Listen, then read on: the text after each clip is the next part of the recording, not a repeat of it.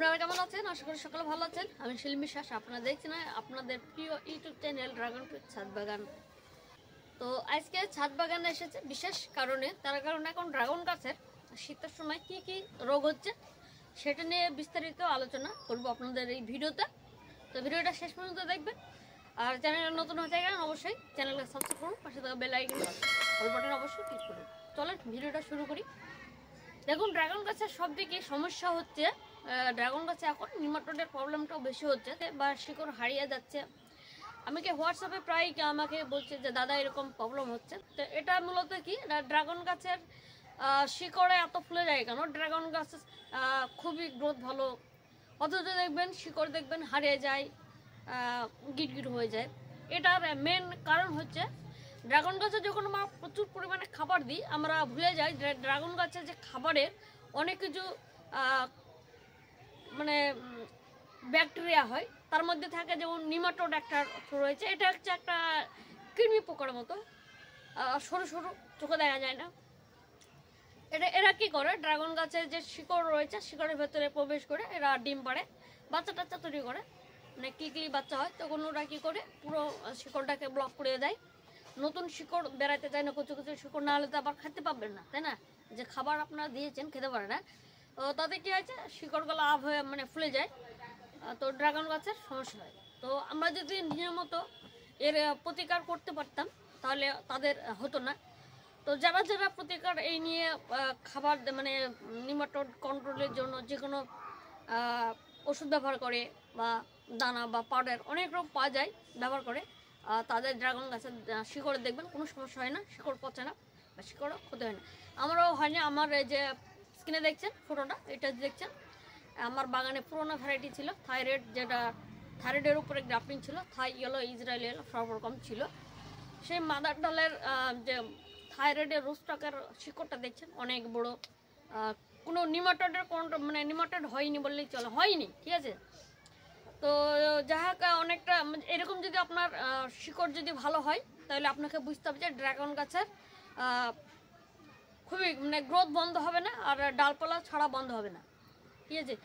আর আপনারা নিয়মিত নিমাটোডের জন্য আপনার কি ব্যবহার করবেন, আর নানা রকম বাজারে এখন ওষুধ চলে এসছে, সার চলে এসছে, দানা চলে এসছে, দানাদার বীজ চলে এসছে বা পাউডার চলে এসছে। তো আমি বিশেষ করে পাউডার যেটা জলে গুলে দেওয়া হয় সেটা দিয়ে থাকি, লিকুইড ফর্মে থাকে, ওটা হচ্ছে। তো আমি ব্যবহার করি ভ্যালাম প্রাইম, তার কারণ ওটা লিকুইড, জলে গুলে দিলেই আপনার মাটিতে দেওয়া হয়। তাছাড়া ড্রাগন গাছের স্প্রে করেও দেওয়া হয়, গাছের গোড়াতে দিতে হবে মাটিতে। আপনার মাসে বছরে 4 বার আমি দিই, বছরে 1 বার দিলে হয়ে যায় নিমাটোড না হলে।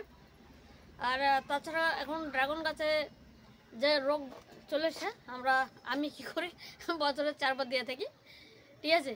তো আপনারা কি করবেন, ভ্যালাম প্রাইম যদি আপনারা দিতে পারেন সব দিকে ভালো।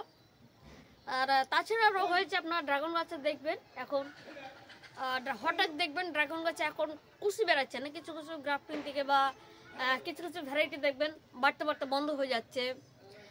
তারপরে কাছে সেই ডালে কি হচ্ছে, লাল লাল হয়ে যাচ্ছে, কুশি বেড়াচ্ছে না অথচ লাল লাল হয়, একটু পচা ফাঙ্গাসের মতো হয়ে যাচ্ছে। এটা হওয়ার কারণ হচ্ছে খাবার দেওয়া হয়েছে প্রচুর পরিমাণে, খাবার দেওয়ার পরে দেখা যাচ্ছে কুশি তো বড়, এমনিতে কুশি হচ্ছে না, আবার খাবার দিচ্ছি খাচ্ছে, খেয়ে দেখাচ্ছে আপনার ওটা বিষক্রিয়ার মতো হয়ে যায়, ঠিক আছে। তো যাদেরকে আমি যা বলবো যে কিছু কিছু ভ্যারাইটি রয়েছে খাবার না দিলেও চলবে।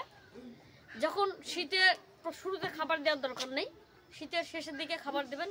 এমন ভ্যারাইটি রয়েছে খাবার না দিলেও হয়ে যায়, নর্মাল খাবার দিলে হয়ে যায়। তো সেসব ভ্যারাইটি, বিশেষ কিছু ভ্যারাইটি তো হচ্ছে। তাছাড়া এখন দেখবেন ড্রাগন গাছে যে নতুন নতুন কুশি বেরিয়েছে, নতুন নতুন পাতাতে দেখবেন যে পাতাগুলো ঝুলে যাচ্ছে, সেসব পাতাতে দেখবেন লাল লাল ফুটফুট হয়ে যাচ্ছে। এটার হওয়ার কারণ কি, এটা হচ্ছে কুয়াশা, সারা রাত কুয়াশা হচ্ছে, দিনের বেলায় রোদ হচ্ছে, সেই কুয়াশার জল জমে গিয়ে ওই জায়গাটা দেখা যাচ্ছে একটু ফাঙ্গাসের আক্রমণটা হচ্ছে, মানে ফুটফুট লাল লাল হচ্ছে। এটা আপনার ফাঙ্গিসাইড স্প্রে করতে হবে নিয়মিত 15 দিন পর পর। এখন শীতের সময় ফাঙ্গিসাইড অবশ্যই স্প্রে করবেন। আর ড্রাগন গাছের পরিচর্যা করবেন, হ্যাঁ, তাহলে ড্রাগন গাছ ভালো থাকবে, সুস্থ থাকবে। মাটিতে খাবার দিবেন পাতাতে স্প্রে করবেন, ফাঙ্গিসাইড দিবেন সময় মতো দেখা যাচ্ছে খাবার দিবেন। যেসব আমাদের এদিকে আবহাওয়া হচ্ছে, গত আমি 2 বছর ধরে এই প্রবলেমটা দেখছি। ড্রাগন গাছে বিশাল প্রচুর পরিমাণে মানে সব রকম রোগে চেপে ধরেছে ড্রাগন গাছের ক্ষেত্রে। তো 2 বছর আগে এরকম ছিল না, এখন নতুন করে হচ্ছে। তো আপনারা বিশেষ যত্ন নেবেন ড্রাগন গাছের ক্ষেত্রে। যেসব ভ্যারাইটি নতুন ভ্যারাইটি কালেকশন করছে তাদের ক্ষেত্রে, যারা নর্মাল ভ্যারাইটি পুরোনো ভ্যারাইটি মরক্কন লাগিয়েছেন তাদের অত সমস্যা নাই, জাস্ট ওগুলোতে ফাঙ্গাস লাগে, তাছাড়া অন্য কিছু হয় না, ঠিক আছে এইটা। আর যেগুলো বিদেশি ভ্যারাইটি আপনারা অনেকে যা ড্রাগন গাছে 1 বছর আগে যারা লাগাইছেন, 1 বছর আগে কেউ 5 মাস আগে 6 মাস আগে, দেখবেন যারা ডাল লাগিয়েছেন সেগুলো ডাল দেখবেন পচে যাচ্ছে। অনেকের ক্ষেত্রে দেখা যাচ্ছে পচে যাচ্ছে, তার কারণ হচ্ছে ড্রাগন গাছের কিছু ভ্যারাইটি রয়েছে ডাল লাগালে একটু সমস্যা দেখা দিবে, কিছু করার নেই, রুট ভালো হয় না, ঠিক আছে। সেজন্য বলা হয় যে গ্রাফটিং করতে। তো যাদের ব্যাপার তারা যারা ডাল লাগায় তাদের ব্যাপারটা আলাদা। তো আমি গ্রাফটিং করে লাগাই, সেটা আমি বললাম। আর ভালো রোস্টেকের উপরে গ্রাফটিং করতে হবে, যেন কিছু হোক না হোক শিকড়টা তো ভালো থাকবে, এইটুকু, ঠিক আছে। তো এই হচ্ছে আজকেকার মেন ভিডিওটা আপনাদের কেমন লাগছে অবশ্যই কমেন্টের মাধ্যমে জানাবেন। তাছাড়া চ্যানেলে যদি নতুন হয়ে থাকেন অবশ্যই চ্যানেলে সাবস্ক্রাইব করুন, পাশে থেকে বেল আইকন অল বাটন অবশ্যই ক্লিক করুন। তো আমার কাছে যদি আপনাদের ভ্যারাইটি নেওয়ার ইচ্ছা হয়, তো আমার কাছে প্রায় 70টা ভ্যারাইটি আমার কাছে এখন পাবেন।